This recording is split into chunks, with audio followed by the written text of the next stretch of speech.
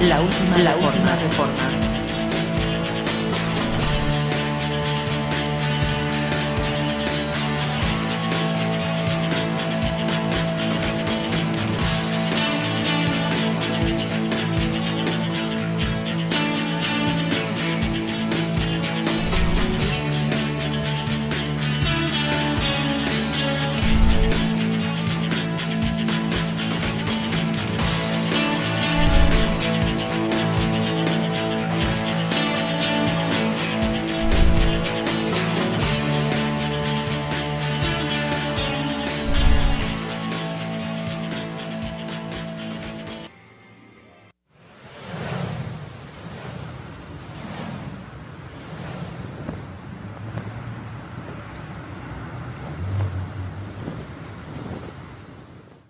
Hoy miércoles 26 de julio, en su programa La Última Reforma, abordaremos el tema, el misterio de la iniquidad.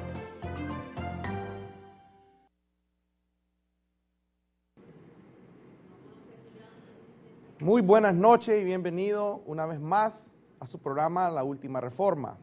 Siempre es grato darle la bienvenida a los televidentes, los que son fieles, los que siempre, miércoles a miércoles, están con nosotros. Bienvenidos.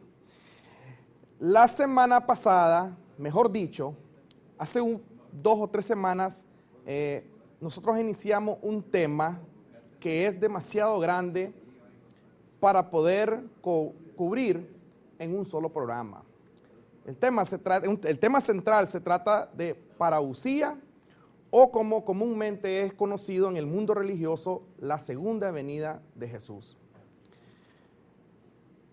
Hemos decidido agarrar el tema central y dividirlo en temas pequeños para poder llegar a una conclusión de qué se trata la parousia.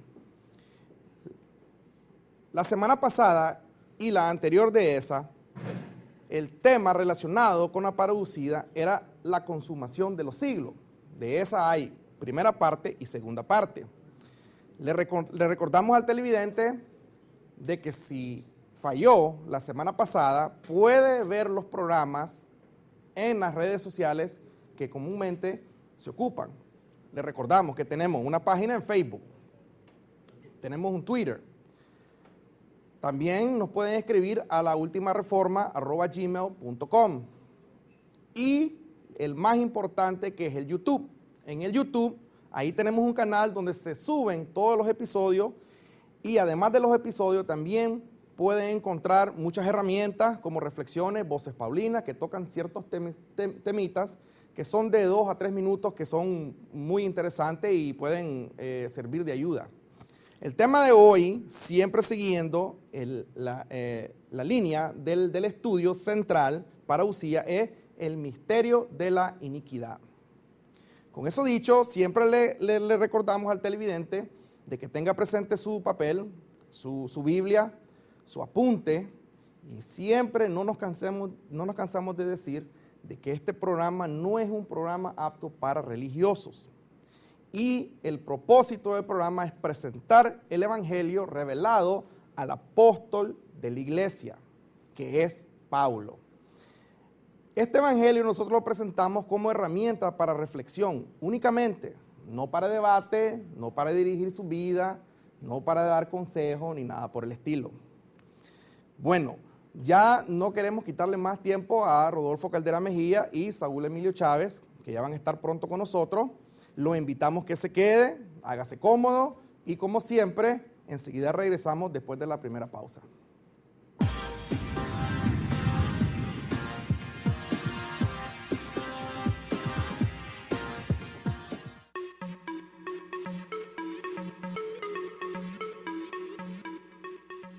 Busca nuestra transmisión en vivo del programa La Última Reforma en el canal de noticias Canal 23.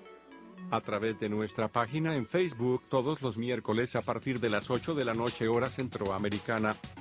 Nuestro interés es que recibas el Evangelio de la Gracia tal como se le reveló al apóstol Pablo.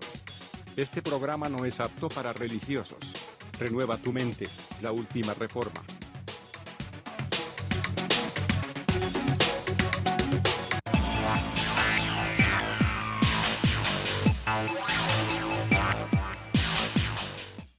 Y el programa, en cierta forma, me ha ayudado a renovar mi mente, a entender a Pablo. Lo que me llamó la atención del programa a mí fue la doctrina, la gracia, la enseñanza.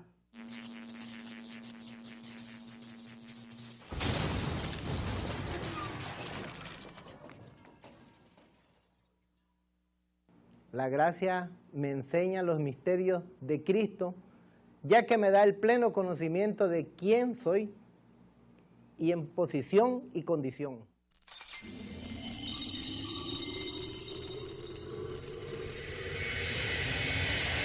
Hablamos sabiduría de Dios en misterio.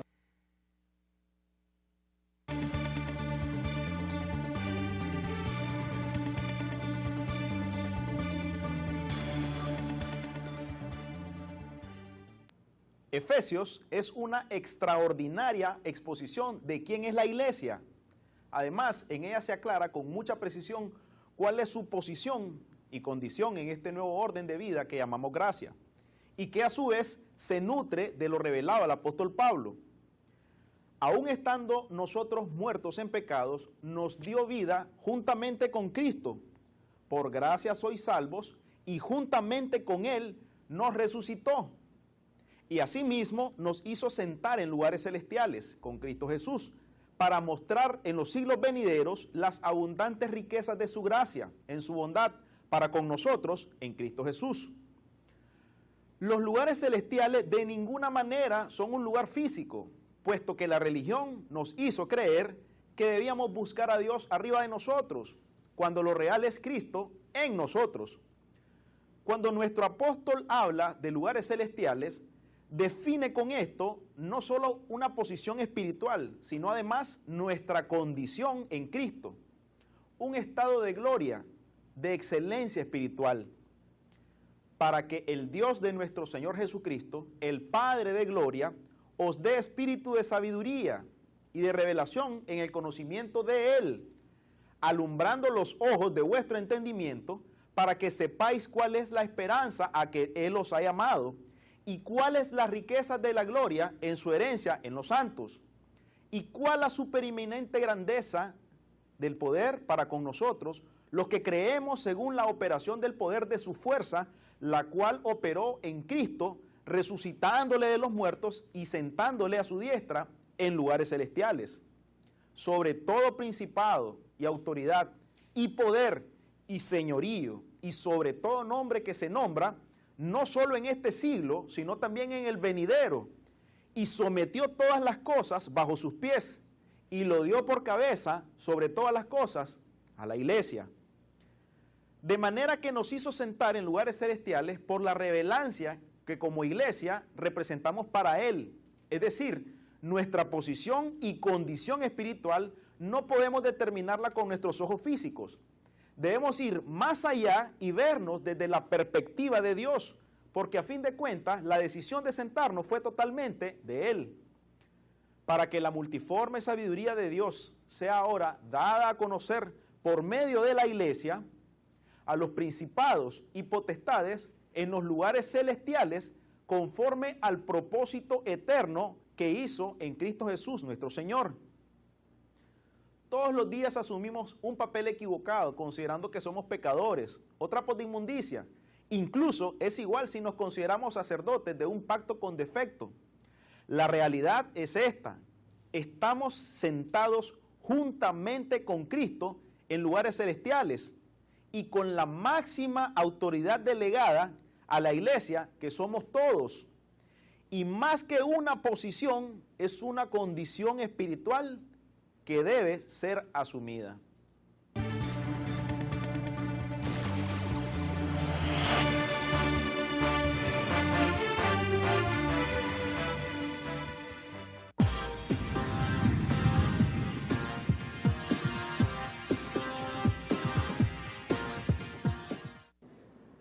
Buenas noches, un saludo a todos ustedes. Les damos la más cordial bienvenida. Al menos nosotros, ya Centeno lo hizo de manera general, pero siempre es un placer pues saludarles a todos ustedes y agradecerles su fiel sintonía. Este programa está siendo transmitido también en Facebook Live, de tal manera que ustedes pueden buscar en Facebook La Última Reforma y esta transmisión también está siendo realizada a través de este medio, una red social que obviamente nos permite poder estrecharnos de manera más vinculante y esperamos que les sea de provecho y de utilidad. No solo tenemos Facebook, tenemos también Twitter, tenemos también un canal en YouTube que siempre está a la disposición de ustedes. Y no olviden hacernos sus preguntas y expresarnos sus inquietudes al correo electrónico laultimareforma@gmail.com. Este es el correo que nosotros hemos dispuesto para ustedes y esperamos a través de este medio ustedes puedan hacer también expresas esas inquietudes que tienen en relación a todos los temas que nosotros todas las semanas abordamos en este programa. También hay un número que nos pueden escribir por WhatsApp, no es para llamada, es simplemente para que ustedes expresen sus inquietudes relacionadas con el tema en particular que vamos a abordar esta noche. Ese número, entonces, ustedes pueden hacer uso de él a través del WhatsApp y hacernos por escrito sus inquietudes, el 7708-4267. Hemos determinado llamar a esta serie de estudios, a esta serie de conversaciones que tenemos con ustedes, Parucía y la venida del Señor. O sea, es, por así decirlo, un tema general que lo hemos planteado de esa forma. No lo habíamos expresado en los programas anteriores porque estábamos tratando de, digamos, establecer una regularidad y una concatenación entre todos los temas que estamos abordando a partir de hace 3 miércoles. Abordamos el primer subtema, por así decirlo, la consumación de los siglos, la parte 1 y la parte 2. Y hoy vamos a hablar acerca de una expresión paulina expresada a los tesalonicenses y que la acuña nuestro apóstol Pablo de una manera casi precisa, ¿no? El misterio de la iniquidad. Y de eso vamos a hablar, y ya saben que nuestro tema general es parucía y la venida del Señor. Así que vamos a estar compartiendo eso. Insistimos, el 7708-4267 no es un número para llamadas telefónicas, es para que ustedes hagan sus preguntas a través del WhatsApp. Nosotros con gusto, pues vamos a, si están relacionadas con el tema, vamos a darle respuesta a cada una de ellas. De tal manera, pues, que aquí estamos nuevamente, el misterio de la iniquidad, un tema que yo sé que por sí solo ya genera inquietudes y muchos televidentes, yo sé que están esperando este tema en particular. Bueno, antes de comenzar, Rodolfo, quiero saludar al señor Carlos Picado, también a John Molina, al señor Pedro Rosales, al señor Carlos Guevara, Pedro Carlos Guevara, y al señor Norman Guadamuz, que están en sintonía esta noche con nuestro programa. A ellos un caluroso saludo, y también a toda la teleaudiencia que siempre está pendiente del programa. El tema, como decíamos, es sumamente interesante porque me llama la atención que el profeta Jeremías, Rodolfo, en el capítulo 3, en 2 versos, 37 y 38, él hizo 2 preguntas que hasta el día de hoy resuenan en los oídos de los sordos, Rodolfo. Y esa pregunta, son 2 preguntas interesantes. La primera es, ¿quién será aquel que diga que sucedió algo que el Señor no mandó? Hay mucha gente que contradice estas 2 preguntas, ¿no? Y tienen sus propias opiniones, pero ¿quién será aquel que diga que el Señor, que diga que sucedió algo y que Dios no lo mandó? Esa es la primera. Y la segunda es, de la boca del Altísimo puede venir lo bueno y lo malo. Normalmente muchos contestan que es imposible que de Dios venga lo bueno y lo malo. Pero la pregunta está clara, ¿verdad? Ahora, fíjate que hay algo que me llama la atención de Jesús de Nazaret también, Rodolfo, y es que él usaba una frase que resonaba también en los oídos de los sordos, y él decía, de manera clara, como una sentencia, utilizando el término apotegma, un apotegma, él decía, el que tenga oídos para oír, que oiga. O sea, no era necesario que fuese orejón la persona, sino que tuviese oído para poder entender lo que él expresaba. Ahora, entrando al tema ya, cuando Pablo habla del misterio de la iniquidad, utiliza el término en griego que es anomia.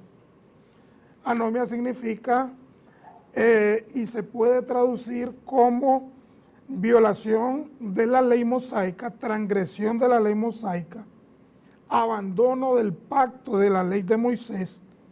Y ese abandono del pacto de la ley de Moisés, Rodolfo, determina o deriva en algo que se conoce como la apostasía, que es apartarse de.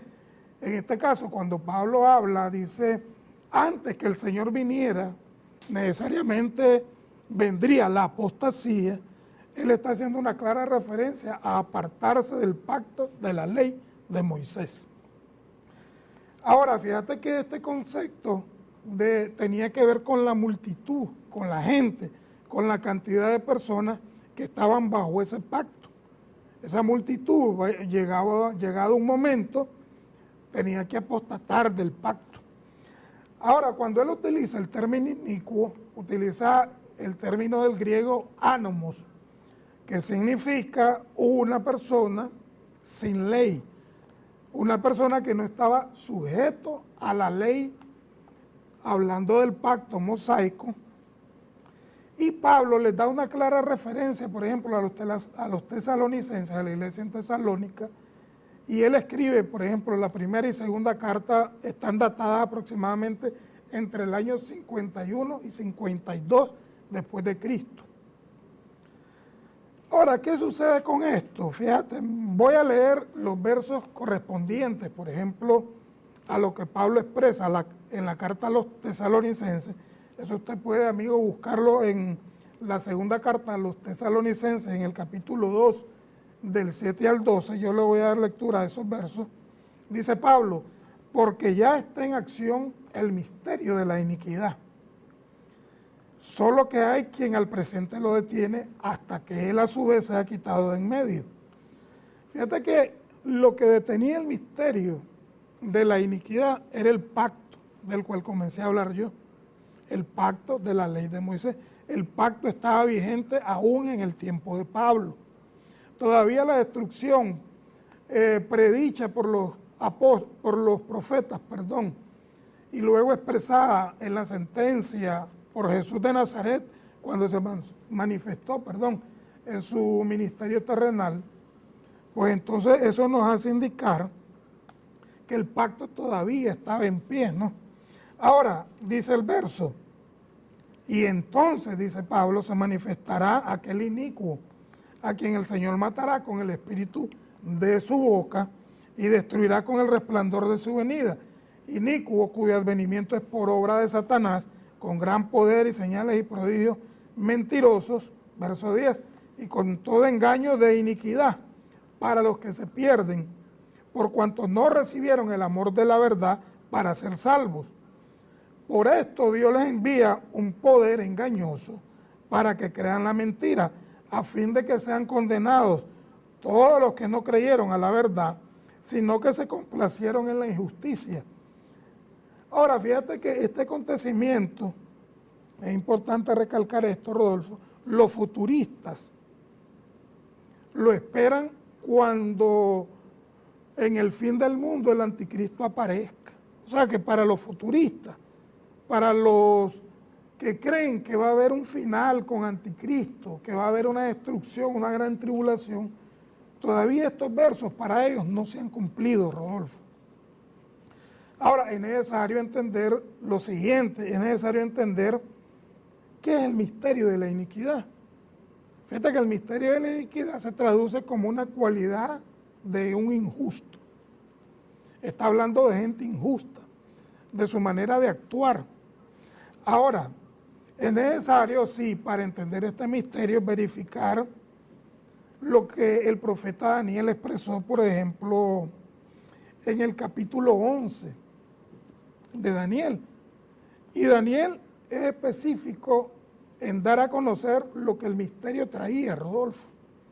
Por ejemplo, si uno lee el capítulo 11, en el verso 28, dice el profeta, voy a leer un par de versos aquí para que podamos entender un poco lo que Pablo expresa. Dice, y volverá, hablando del inicuo, a su tierra con gran riqueza, y su corazón será contra el pacto santo.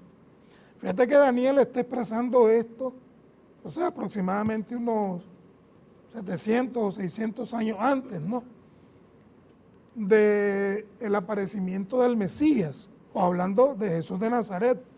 Y él está expresando aquí lo que iba a acontecer luego de la muerte del Mesías. Aunque es una profecía con anticipación hecha, todo lo que Daniel expresa aquí tiene un cumplimiento después de la muerte de Cristo. Ahora dice el verso 29, al tiempo señalado el inicuo volverá al sur, mas no será la postrera venida como la primera, porque vendrán contra él naves de Quitín, y él se contrictará y volverá y se enojará contra el pacto santo, y hará su voluntad. Volverá pues y se entenderá con los que abandonen el santo pacto. Y yo expresé en un inicio que apostasía era el abandono de ¿qué? El abandono del pacto, precisamente. Ahora, esto implica que el inicuo se iba a aliar con las personas que iban a abandonar el pacto. Y entonces necesariamente ahí venía que la apostasía, el apartarse de la ley de Moisés. Ahora dice, continuando el verso, y se enojará contra el pacto santo y hará su voluntad, volverá pues y se entenderá con los que abandonen el santo pacto. Y se levantarán de su parte, quiere decir que ese hombre traía tropas con él. Y se levantará de su parte tropas que profanarán el santuario. Está hablando del templo en Jerusalén. Y la fortaleza, la única fortaleza que existía en el templo era la fortaleza Antonia. Ahora, y quitará el continuo sacrificio y pondrán la abominación desoladora. Ahora, naturalmente, los versos que el profeta da es bien amplio para poder entender todo el panorama del desarrollo de ese misterio de la iniquidad, Rodolfo. Hay un reconocido motivador profesional, Yokoi Kenji, que él ha acuñado una frase de origen japonesa que ya le hemos expresado varias veces aquí en el programa. Yokoi Kenji enfatiza: desconocer una verdad nos hace esclavos de una mentira. Desconocer una verdad nos hace esclavos de una mentira. No entender la dimensión de lo que es la iglesia, precisamente en la primera pausa, Salomón Arias nos comentaba lo que implica en este caso para la iglesia estar sentada juntamente con Cristo en lugares celestiales. Entonces, esa caracterización que hace Pablo de la iglesia no se ha entendido. O si se ha entendido a medias, en el aspecto de que, a ver, si por ejemplo nosotros establecemos con meridiana claridad que algo está totalmente completo, como Pablo lo dice, por ejemplo, en Colosenses capítulo 2, versículo 10, dice que nosotros estamos completos en él. Entonces, si dimensionamos correctamente lo que es la iglesia, nos vamos a dar cuenta de que Dios se mostró en la iglesia, Dios se manifestó en la iglesia. O sea, la iglesia es la manifestación gloriosa de Dios. Si nosotros entendiéramos eso, entonces cualquier tipo de pensamiento religioso, cualquier tipo de fábula, dejaría de carecer totalmente de sentido. Si yo ya sé que Dios está en mí, si yo ya sé que Dios hizo de mí su habitación y que de manera conjunta como iglesia, nosotros somos precisamente Dios mismo aquí en la tierra, ¿qué sentido tendría, por ejemplo, que yo aguarde en esperanza que Él venga cuando Él ya se ha manifestado? El punto es que todo esto deriva de la concepción que tenía el pueblo judío. Porque el pacto que Dios hizo con el pueblo de Israel se basaba en dos premisas. La primera era, ustedes son diferentes que todos los otros pueblos sobre la faz de la tierra. Entonces, como ustedes son diferentes, yo voy a mostrar mi gloria en ustedes. Pero estaba condicionado. Les mostraré mi gloria. Les haré saber quiénes son ustedes. Entonces, obviamente, Dios hace un pacto con Israel. Israel vivía todos los días en esa gloriosa esperanza. Ellos lo esperaban en un tiempo, ellos lo postergaron en otro tiempo. Ellos vivían constantemente en la esperanza de que Dios cumpliera esa parte del pacto.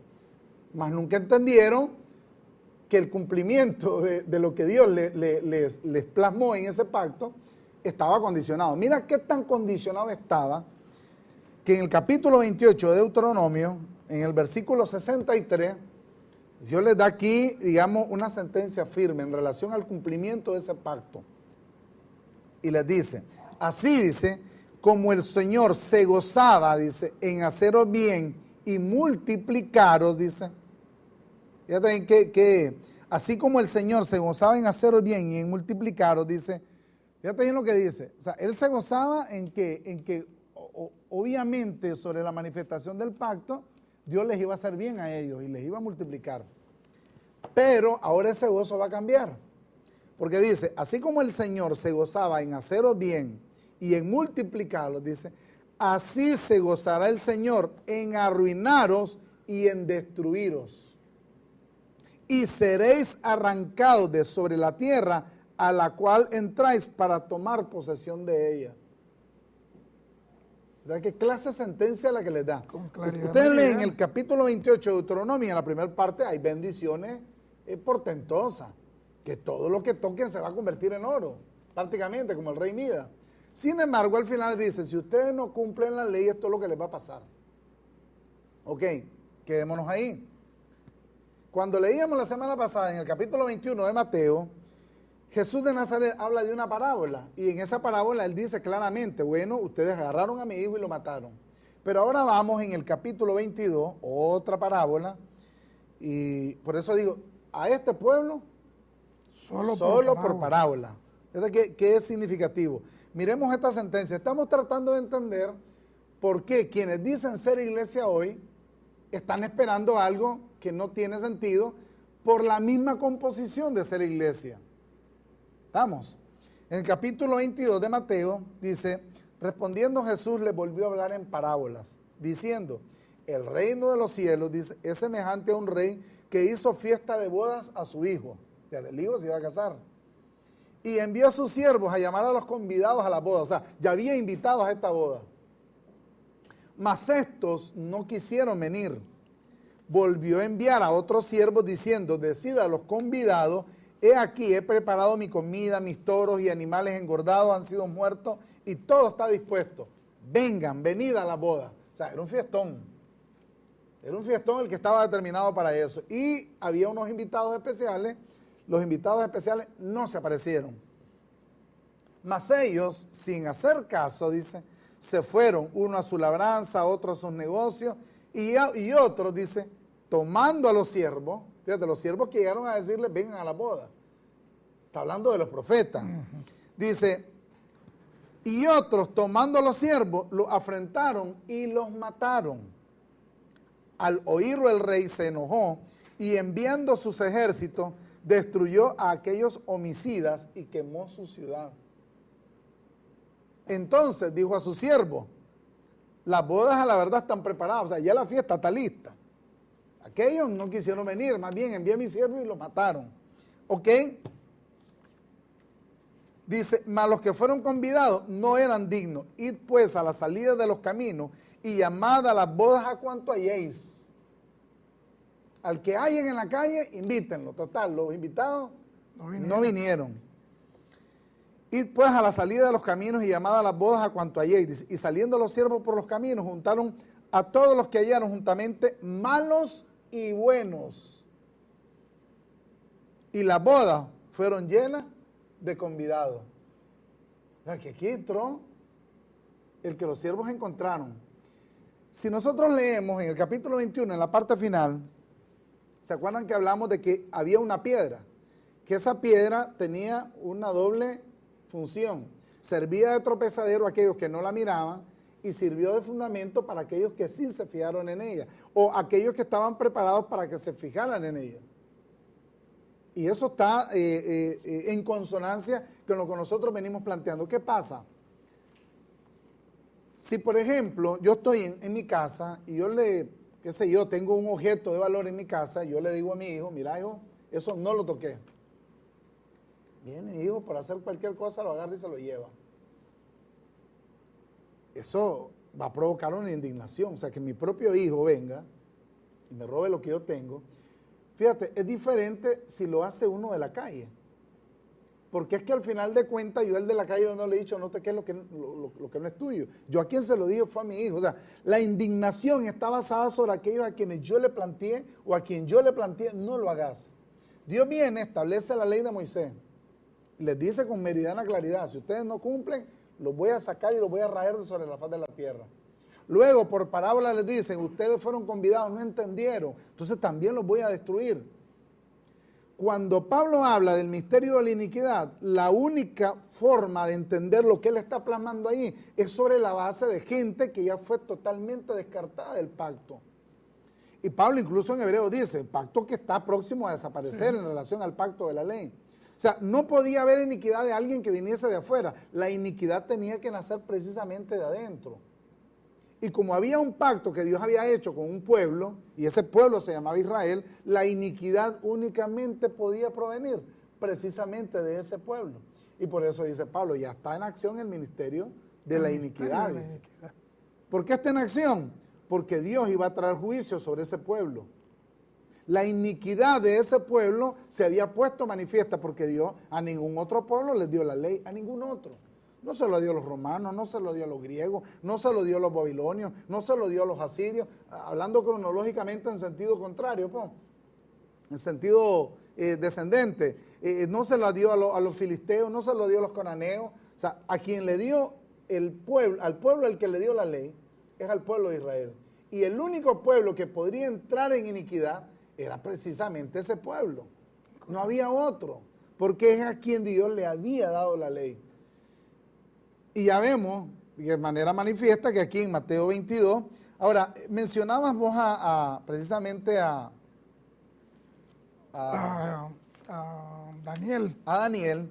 Y fíjate que si nosotros nos vamos al famosísimo Mateo 24, que tantas expectativas le produce al cristiano de hoy, al pseudo cristiano de hoy o al judeo cristiano de hoy, porque cuando nosotros leemos, por ejemplo, en Mateo 24, aquí él lo dice de manera precisa.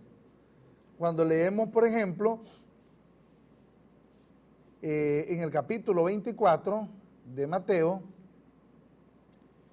dice, verso 16, entonces los que estén en Judea huyan a los montes, el que esté en la azotea no descienda para tomar algo de su casa, el que esté en el campo no vuelva atrás para tomar su capa, y hay de las que estén encintas, dice, y de las que críen en aquellos días. Orad pues para que vuestra ida no sea en invierno ni en día de reposo, porque habrá entonces gran tribulación, cual no ha habido, dice, desde el principio hasta ahora ni lo habrá. Y si aquellos días no fueren acortados, nadie sería salvo, mas por causa de los escogidos aquellos días serán acortados, dice.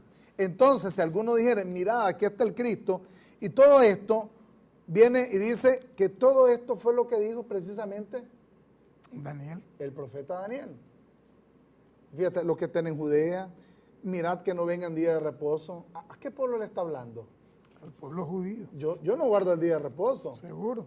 Ahora no tenemos un templo, no hay sacrificios de animales. Porque mira, cuando el profeta Daniel expresa claramente los acontecimientos que en realidad iban a llegar en determinado tiempo futuro, y hablamos de la manifestación de la retribución por causa de que no conocieron o no entendieron la visitación de Dios en la persona de Jesús. Entonces, naturalmente, no iba a aplaudir Dios, digamos, la reacción del pueblo como buena. Lo que les iba a deparar era una justa retribución por causa de la iniquidad. Ahora, fíjate que Daniel, si usted lee con detenimiento, aquí el tiempo se nos acorta, pero si usted lee con detenimiento, por ejemplo, Daniel 11, desde el 28 al 37, usted con claridad meridiana va a entender todos los acontecimientos que iban a suceder en el tiempo en donde se iba a manifestar la justa retribución. Ahora, ¿qué sucedía con este misterio? Bueno, el mismo Jesús lo dijo, por ejemplo. Y usted lo puede ver hablando del libro de Mateo, Mateo 24:15. Fíjate que Jesús es claro en todas las referencias que hace. Y les dijo claramente, dice, por tanto, cuando veáis en el lugar santo la abominación desoladora del que habló el profeta Daniel, el que lee entienda, entonces los que estén en Judea, no dicen los que vivan en Managua, salgan corriendo, ni los que estén en Miami, huyan. Fíjate que Jesús es claro. Dice, los que estén en Judea, huyan a los montes. Es bien interesante, fíjate, ver esto de Mateo, porque la expresión de Jesús es una sentencia clara que se iba a cumplir en un tiempo determinado, Rodolfo, y era un tiempo cercano. Ahora, lo primero que el creyente que no está, digamos, en ese tipo de doctrina futurista o escatológica de los últimos acontecimientos, ni está esperando el fin del mundo, ni está esperando terremotos y todas esas cosas que Jesús profetiza para ese tiempo. Pues entonces, hombre, uno debe de pensar, si Jesús dijo que los que estuvieran en Judea huyeran, era porque les tocaba una retribución ¿a quiénes? A los judíos. Y luego dice, los que estén en Judea huyan a los montes. Y el que esté fuera de Jerusalén no entre en ella, porque son días de gran retribución. Ahora hay que entender bien lo que es la abominación desoladora. Fíjate que la palabra abominación viene del griego bedelumma. Y es el significado de esta palabra bedelumma, prácticamente se define como algo repugnante y asqueroso. Repugnante a causa de su hedor. Entonces, ¿qué sucede? Por ejemplo, ¿qué es lo más repugnante que puede ver el ser humano? Por lo menos para mí, un cadáver o en un estado de descomposición avanzado. Es repugnante ver un cadáver tirado ahí, es lo más feo que puede haber. Y eso le causa consecuencias, naturalmente, al que lo ve. Ahora, fíjate que es necesario entender lo que Jesús dijo, lo que fue profetizado con anterioridad, pero también es necesario ver la historia. Mira, los acontecimientos que ocurren en Jerusalén ocurren en el año 66 después de Cristo. Comienza, y el historiador, quien lo presenta es Flavio Josefo. Ahora, en el año 66, en Jerusalén hubieron tres bandos de judíos, que quisieron controlar la ciudad de Jerusalén. Eran tres líderes. El primer líder, que era sacerdote, conocido así, no era Juan de Gisca. Era un sacerdote, prácticamente le podemos llamar un guerrillero, que se oponía al imperio romano y se oponía a que Jerusalén fuese gobernada por los romanos. Estaba otro hombre de nombre Eleazar ben Simón, que era parte del sacerdocio y que una vez, digamos, la revuelta, la guerra civil que hubo entre estos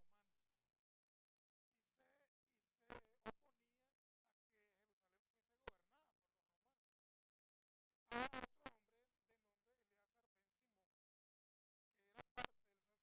por Juan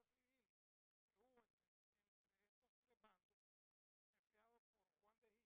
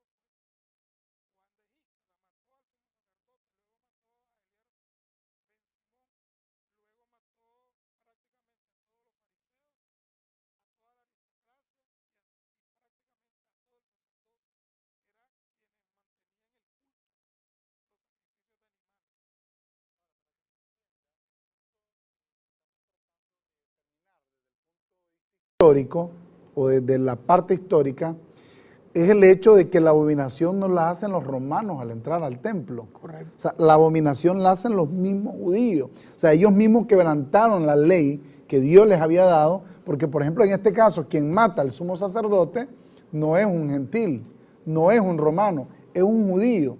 Por eso que nosotros hacíamos la reflexión, o sea, ¿qué es más, diríamos, indignante? ¿Que me robe dentro de la casa mi propio hijo o que me robe el vecino? ¿Qué más indignante? ¿Verdad? ¿Qué más indignante que te robe uno cercano a vos? Y cuando entonces habla en el 15 de Mateo 24, de la abominación desoladora, se está hablando de que ya el pueblo judío ya llegó, digamos, a su estrechez. Pero fíjate que algo que sí es interesante, que nosotros vamos a mencionarlo acá, es el hecho de que Pablo habla del misterio de la iniquidad. Obviamente, esta es una antítesis de algo que Pablo le menciona a Timoteo en el capítulo 3 de la primera carta. Y esa antítesis Pablo la denomina el misterio de la piedad. Resulta ser que cuando Pablo habla del ministerio de la piedad, es lo que dice en el capítulo 3 de primera de Timoteo, versículo 14. Esto te escribo aunque tengo la esperanza de ir pronto a verte, dice, para que si tardo sepas cómo debes conducirte en la casa de Dios. Entonces todo el mundo cree que es un edificio, pero viene, Pablo se lo aclara a Timoteo, que es la iglesia del Dios viviente, dice, columna y baluarte de la verdad, la iglesia. No el edificio, no la organización, no la denominación, no la entidad jurídica, no, el cuerpo de Cristo, dice. E indiscutiblemente grande es el misterio de la piedad. Fue manifestado en carne, justificado en el Espíritu, visto de los ángeles, predicado a los gentiles, creído en el mundo, recibido arriba en gloria. Entonces estamos hablando de que ya desde esta óptica el pacto anterior feneció. Porque dice manifestado en carne. ¿Cómo se manifestó Dios al pueblo de Israel? ¿Se manifestó en carne? No se manifestó en carne, se manifestó a través del templo, el edificio que había determinado precisamente para el cumplimiento de la ley. Pero lo más interesante de esto es que dice, predicado a los gentiles, creído en el mundo, recibido arriba en gloria. Yo recuerdo que la semana pasada alguien nos hacía referencia al capítulo 1 de Hechos, versículo 11, porque decía, no, miren, ahí dice que como él se fue, dice, así él va a regresar. Sin embargo, mirábamos algunas aristas de este hecho para entender el recibido arriba en gloria, porque es llamativo que supuestamente Apocalipsis dice que él va a bajar en un caballo blanco, con millones de ángeles alrededor, dice, descendiendo sobre una nube. Pero el punto es que no se han dado cuenta que cuando él se va, pues no hubo ni fiesta de despedida. La ascensión fue sin poder, sin Porque gloria. han hecho por lo menos una cena para despedirlo, una fiesta como la que hicieron en una película de Cantinflas cuando se fue un curita de la ciudad. Entonces, de la misma forma, sin embargo, no se fue montado en un caballo blanco. Entonces, si supuestamente se alega en el dato histórico que Hechos menciona, que lo recoge obviamente, entonces, pero el punto no es así. O sea, él se reunió con ellos, habló con ellos, les dijo lo que tuvo que decirle, bye, chaito. Incluso, si nos referimos a las parábolas, yo no quiero saber ya nada absolutamente de ustedes. Y se fue. Y no hubo tanta pompa, no hubo ni siquiera truenos que rayaron el cielo y lo dividieron en dos. Mencionabas, por ejemplo, Saúl, de que la alusión de haber sido recibido en gloria, o sea, va más allá del mero hecho de él haber ascendido. Y por eso es que cuando leen el capítulo 1 de Hechos, entonces yo me imagino pues que quienes lo leen lo interpretan de tal manera que lo quieren ver así. Pero Pablo nos dice otra cosa totalmente distinta, po.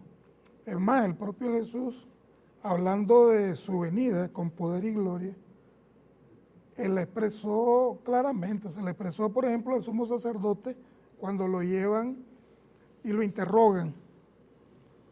Y entonces prácticamente les digo, ustedes veréis viniendo al Hijo del Hombre con poder y gloria, con sus ángeles.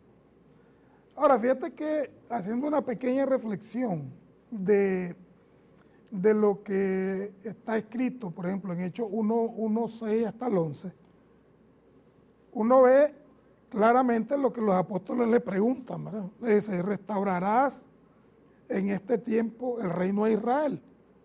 Y él lo que les contesta es, a ustedes no les toca saber de los tiempos y de las sazones. ¿Por qué Jesús le contesta así a ellos? Porque ya se los había expresado. O sea, les había contestado esa pregunta con anticipación. Y se las expresó, fíjate, en la parábola de los labradores malvados. Sí, el capítulo 21, Correcto, del 33 en adelante. Que ahora estoy Jesús les dijo, ¿qué piensan ustedes que era el dueño de la labranza con estos labradores malvados? Ellos le contestaron, naturalmente les dijo, los va a destruir, ¿verdad? Los va a destruir y va a buscar, le dijo, y aquí viene el corte interesante. Le dijo, a los labradores malvados destruirá, y el reino, la viña, se la va a dar a gente que produzca, ¿qué? Los frutos de él, o de ella, de la viña. Claramente le está diciendo que el reino iba a ser quitado.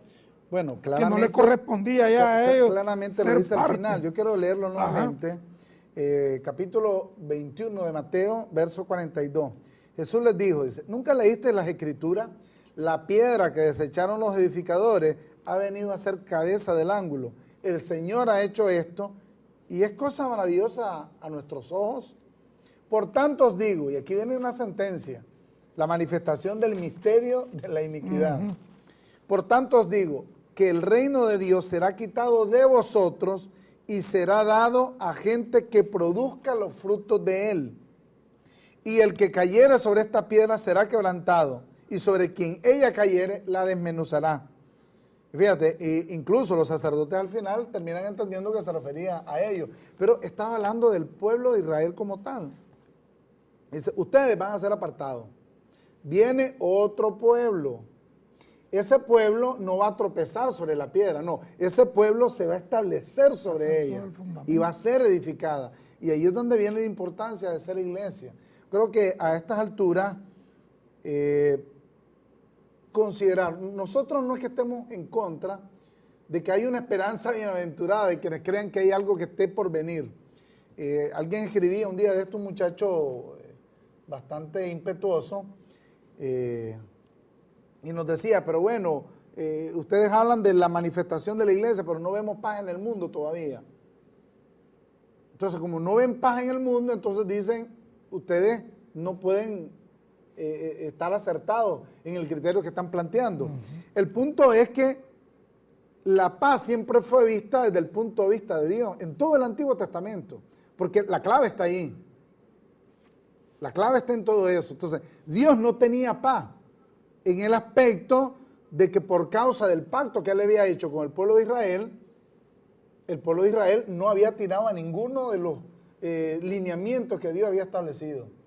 Y el pueblo mismo de Israel no tenía paz, no tenía tranquilidad.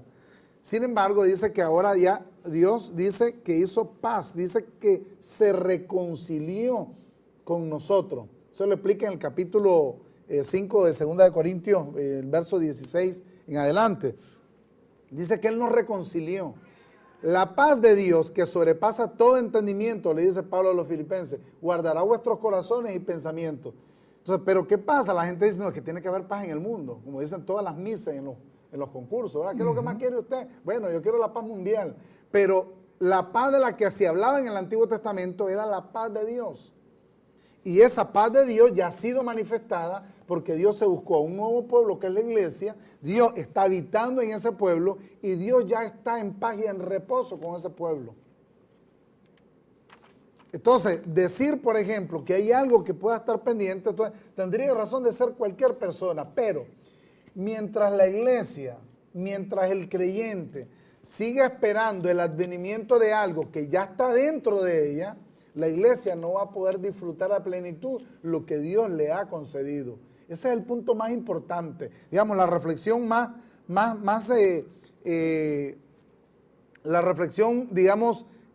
neurálgica que se debe hacer en torno a este tema es precisamente eso. O sea, no podemos seguir esperando, siempre lo hemos dicho en forma de ejemplo, Saúl, Es como, por ejemplo, que yo recuerdo, por ejemplo, en los años 80 muchos nos fuimos para cumplir el servicio militar patriótico y se pasaba 2 años en la montaña, en la guerra, en las bases militares. Si uno tenía la esposa, uno tenía la novia, entonces uno le dejaba la fotito a la novia para que uno no se olvidara de que había un compromiso moral y espiritual con ella, y uno se iba. Pero imagínate, uno regresaba, uno llegaba, volvía a la casa y la mujer seguía viendo la foto. Y decía, yo espero que él vuelva, yo espero que que esté aquí se vuelva a manifestar. Y a lo mejor uno regresaba, como uno se afeitaba, uno regresaba todo barbudo y a lo mejor no era ni reconocido. Pero imagínate, pues, la iglesia es la expresión misma de Dios. La iglesia es la morada de Dios en el Espíritu. El creyente, que es iglesia, sigue esperando que eso se manifieste. Y está esperando, por ejemplo, que caiga fuego del cielo como una señal de que eso ya va a venir pronto. O está esperando, por ejemplo, que los niveles del agua suban y se inunden tantas islas y todo, para entonces decir, ya esa venida está cerca. O un terremoto de proporciones extremas, digamos, en todo el mundo. Gigantesca. El detalle, sí, Rodolfo, y el tiempo nos avanza para finalizar, es que normalmente todas estas cartas de Pablo, las personas futuristas, hablando de los que creen en los eventos escatológicos del fin del mundo, ellos vienen y toman lo que Pablo presentó, digamos, en el año 51, 52, y se lo aplican a la iglesia en el año 2017 o en el 2020. Entonces, ellos tienen probable fecha para que se cumpla todo este advenimiento. Han dicho 1000 cosas del anticristo, Rodolfo, que es homosexual, que es judío, que es de Europa, que aquí no han atinado en lo más mínimo, Rodolfo.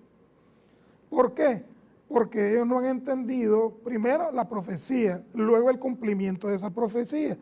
Luego tienen los libros históricos sencillamente como un parámetro. Y no analizan, por ejemplo, ni el orden cronológico de las epístolas paulinas, ni los acontecimientos que iban a suceder posteriormente. Entonces, hacen creer, por ejemplo, a una comunidad que está esperando a Jesucristo, y el hecho es que lo están esperando como se fue, o sea, con la túnica, barbudo, el rubio de Galilea, ¿me entiendes? Ellos lo quieren ver exactamente. Ahora, si aquellos allá en Hechos, las nubes los ocultó, podrían verlo más. No lo pudieron ver. Ahora, él viene en las nubes. Si vienen las nubes también, lo podrán ver lo que lo están esperando si la nube tapa. Entonces, todo esto, toda esta serie de razonamientos que hoy tienen estos líderes, es un razonamiento incorrecto. No han acertado, no han dado en el blanco correcto. ¿Por qué? Porque ellos lo ven, estos acontecimientos, en el futuro. Y todo lo que Jesús lo dejó para su tiempo, Rodolfo. Ahora, entender la posición de la iglesia es importantísimo.